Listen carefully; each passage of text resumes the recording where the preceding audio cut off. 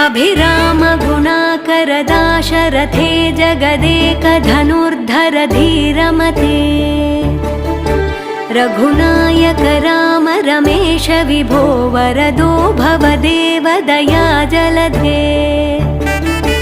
अवनीतनया कमनीयकरं रजनीकर चारुमुखाम्बुरुहम् रजनीचर राजतमो मिहिरं महनीयमहं रघुराममये